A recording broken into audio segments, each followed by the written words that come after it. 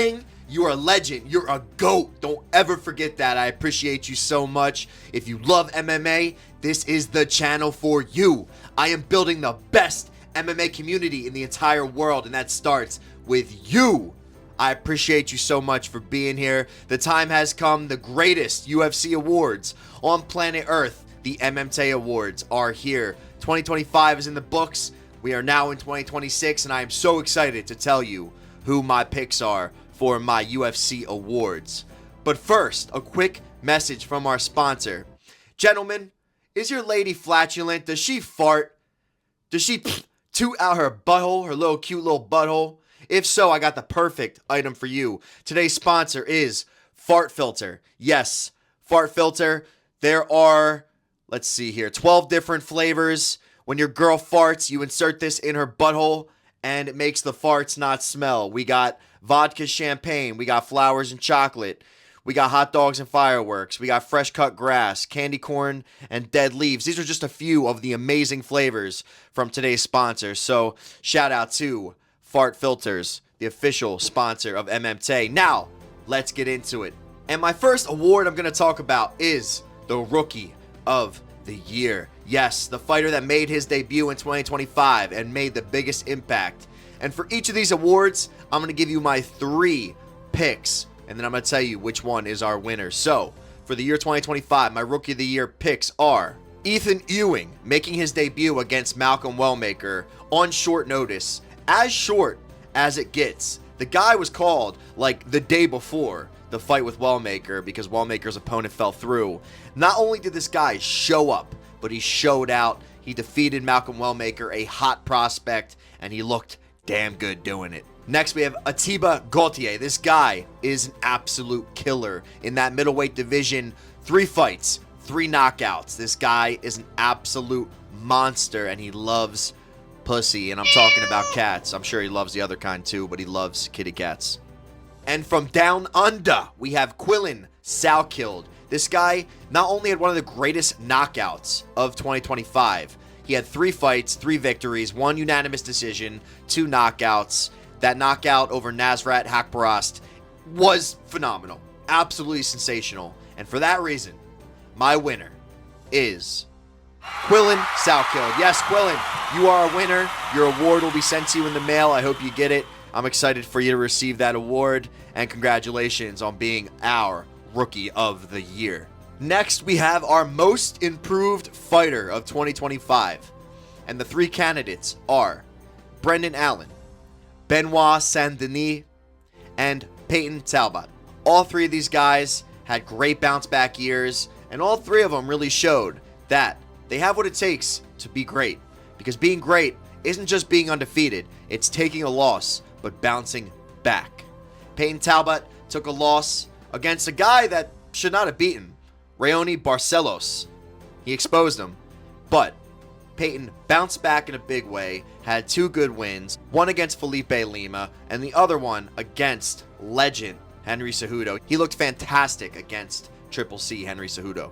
Brendan Allen, after taking 2 losses to Imavov and Fluffy Hernandez, he bounced back, had a good win over Marvin Vettori, but who doesn't beat Marvin Vettori? But the real win that really impressed me is his knockout finish over Renier de Ritter. This guy, RDR, has been surging, and Brendan Allen stopped him in his tracks, pretty much made him quit on the stool, and it was a very impressive victory. But my winner is BSD, Benoit Saint-Denis, the killer from France.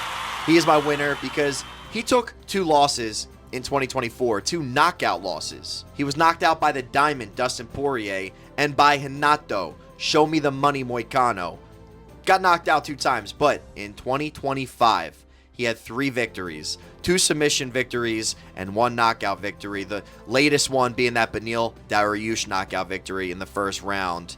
He looked phenomenal this year, and for that reason, Benoit Saint-Denis is my bounce-back, most improved fighter of the year. Next, who doesn't love a good knockout? It's why we love MMA.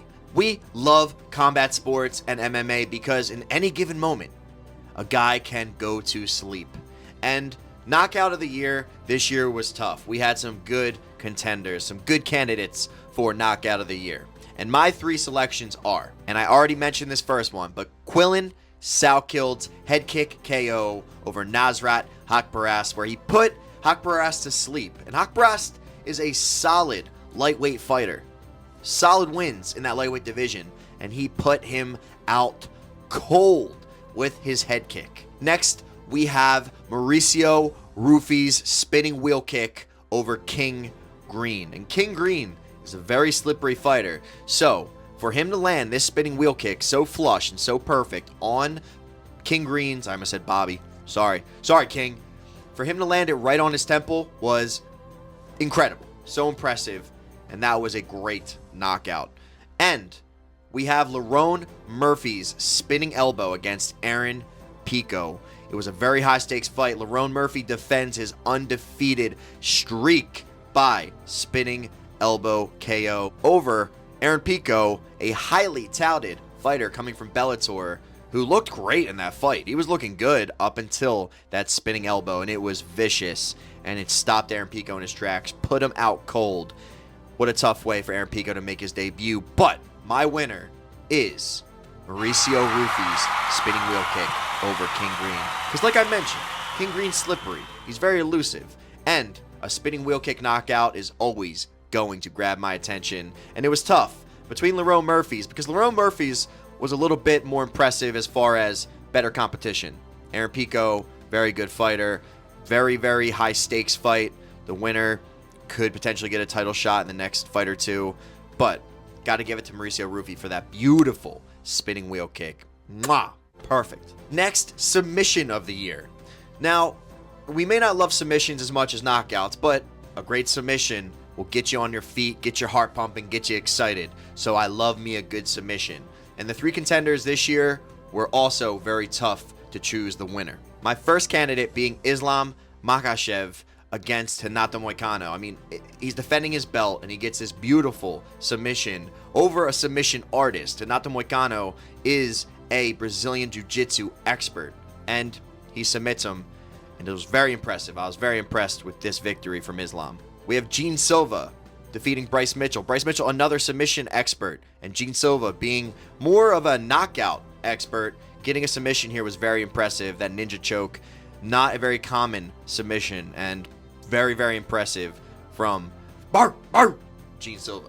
And then we had Merab Dvalishvili submitting Sean O'Malley in the rematch. He beat Sean by decision last time. He beats him by submission this time, and it's as high stakes as it gets in a championship bout. So extremely impressive. But my winner is Islam Makhachev against Renato Moicano, just because Renato is such an expert, and it was also a championship bout, so high stakes.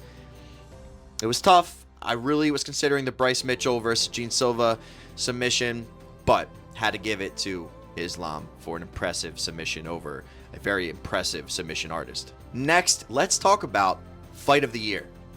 Why do we love MMA? Because of the knockouts, because of the battles, because of the stories, and Fight of the Year embodies that. Fight of the Year means a fight that was back and forth. For me, Fight of the Year means if I want to get one of my buddies into MMA, I will show him this fight. And after the fight concludes, he will walk away saying, I'm a fan. I'm a fan of MMA. I want to see more of this MMA thing.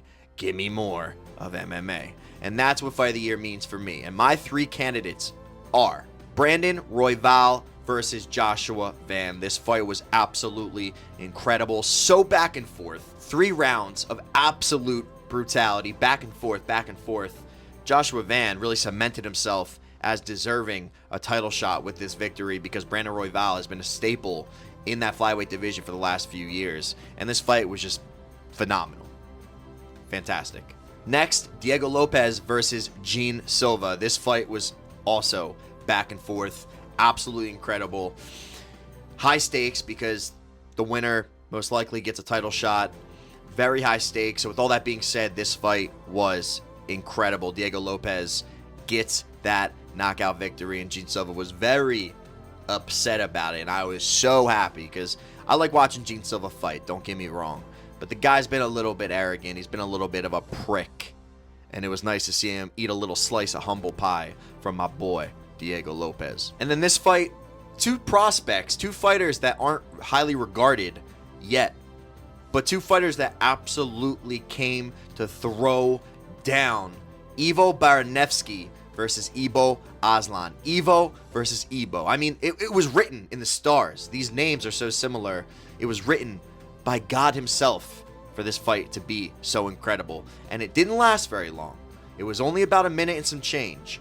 But it was the greatest minute of my UFC life. And for that reason, Ivo Baranevsky versus Ibo Aslan is my selection, my winner for Fight of the Year. I guarantee you, I show this fight to anybody who's not a fan of MMA, and they will want to see more.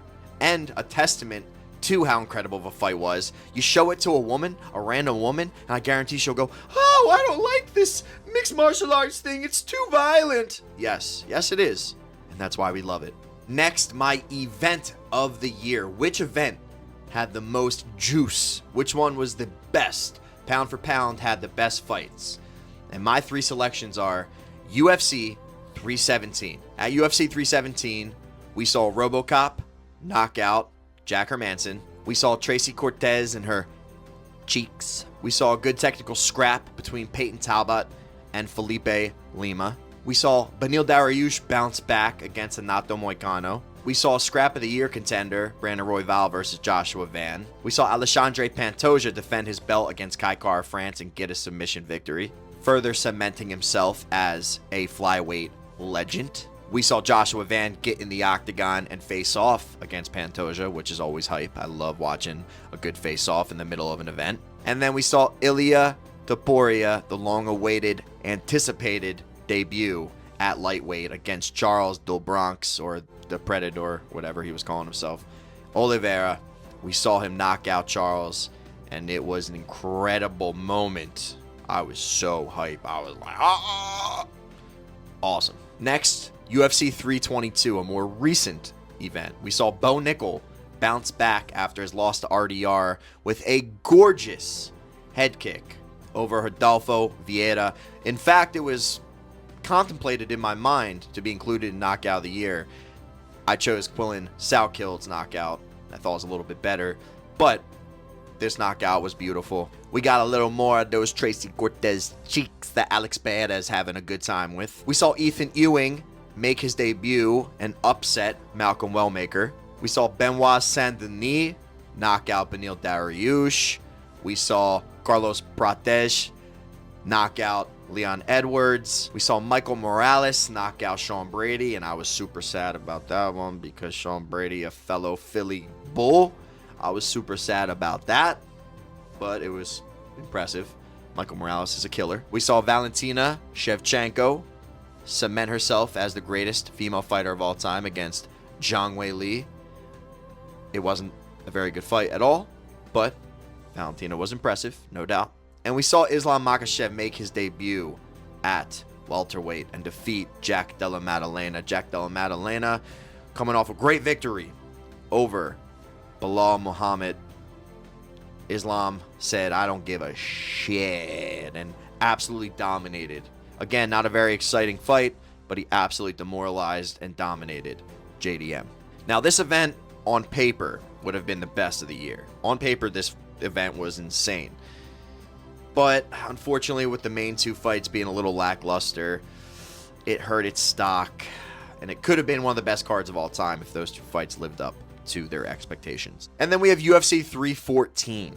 8 out of the 13 bouts on this card ended in a finish. We had my boy Dom Reyes get a knockout win over Nikita Krylov. And man, it was just so good to see Dom Reyes, after everything he's been through, get a victory. We saw Gene Silva defeat Bryce Mitchell, and this fight was hype because Bryce Mitchell had made some comments right before this fight about how a certain Adolf Hitler was a kind of a cool guy. Because I honestly think that Hitler was a good guy based upon my own research. And Gene Silva took it upon himself to be the reckoning that Bryce deserved. We saw Patricio Pitbull make his debut against Yair Rodriguez. This fight was a little underwhelming, but still somewhat exciting. We saw Paddy the Baddy finish Michael Chandler. build the hype on him. Always fun watching Patty fight. He's great on the mic. He's a lot of fun to watch in the octagon. And he really cemented himself as a true contender in that lightweight division. And then the cherry on top, the sweet, juicy, decadent cherry on top, was Volk reclaiming his featherweight strap against Diego Lopez. That fight was great, and it was so awesome to see Volk with that strap around his waist again. And for that reason, UFC 314 is my winner for event of 2025. Next, we have probably the most interesting and most anticipated category on my awards. It's Female Fighter of the Year. This was a very hard choice to make. I'm just kidding. It's Valentina Shevchenko. She's the only impressive female fighter this entire past year, and Valentina Shevchenko is, without even any contest, Female Fighter of the Year. You could make an argument Mackenzie Dern because she won the strap, but let's face it, she would have lost to Whaley. So for that reason, Valentina Shevchenko is my Female Fighter of the Year. And now for the award of all awards when it comes to UFC. It's Fighter of the Year. The fighter that was the most impressive, the fighter that had the most historic year, the fighter that accomplished things that are so beyond difficult to accomplish in the sport of mixed martial arts. And the three contenders, it was very, very hard. It was hard to narrow down the three contenders. It was even harder to choose who the winner is. And my contenders are Merab Dvalishvili for defending his belt. Only successfully 3 times, but he stepped in the octagon to defend his championship belt 4 times in 1 calendar year. From January to December, he fought 4 times as champion. And unfortunately, that 4th fight, he lost to Petr Yan, but still doesn't take away how incredible of a year Merab Dvalishvili had. And if he would have won against Petr Yan, I mean, without doubt, he is the fighter of the year. But it gets a little more stiff with the competition because he didn't walk out of the octagon victorious in December. The next candidate is Joshua Van. The man fought 4 times in 2025 and was victorious all 4 times, culminating in him claiming the flyweight strap against one of the GOATs. Besides for Mighty Mouse Demetrius Johnson, Alexandre Pantoja, what he's done for the flyweight division, he has cemented himself as a legend. And although it was a bit fluky, it was an injury, it was a freak injury, we cannot take away from the fact that Van threw him off. Pantoja threw a high kick, Van threw him off, and that action of throwing him off is what caused the injury. So we cannot take away from the fact that Joshua Van caused that freak injury to Pantoja and allowed him to claim the flyweight strap. Now, if Pantoja didn't get injured, it's a whole different story. I do think Pantoja would have been victorious, but 4 victories in 1 calendar year, he's single-handedly making the flyweight division exciting, and that is a huge feat in itself. He had a unanimous decision victory over a very impressive Japanese fighter, Rei Soroya. He knocked out Bruno Silva. He had that incredible fight against Brandon Royval where he earned a unanimous decision and then defeated Pantoja to win the belt. So what a year for Joshua Van from Myanmar. And then we have Islam Makhachev defeating Renato Moicano, defending his lightweight strap for that last time, and then moving up to welterweight and defeating Jack Della Maddalena in such emphatic fashion. Without knocking someone out or submitting them, what he did to Jack Della Maddalena is as impressive as it gets. He absolutely dominated him 50-45. Every single round, without question, went in Islam's favor. And Islam demoralized JDM in a way that I haven't seen happen to a fighter. I mean, maybe ever. JDM looked broken. He looked so upset, so sad. It was hard to watch. But those are my 3 candidates for Fighter of the Year. And the winner is... drum roll, please. Joshua Van. I had to go with Joshua Van. I would have went with Merab if Merab had been victorious over Petr Yan. And although what Islam did is so impressive, submitted Renato Moicano, a submission artist, and then absolutely destroyed JDM at welterweight, what Joshua Van did, making the flyweight division exciting, having 4 victories in 1 year, 2 unanimous decisions, 2 knockouts. What Joshua Van did cannot be overstated. It is so impressive, and for that reason, Joshua Van is the man. He is my fighter of the year for 2025. And those are my official MMTay awards for 2025. What did you guys think?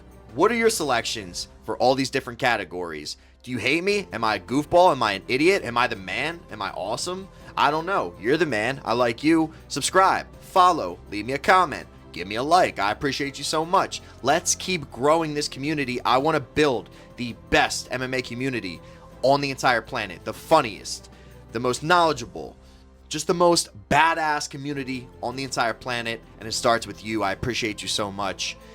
That's all I got for you guys. Stay tuned. 2026 is going to be incredible. That's all I got. MMTay out.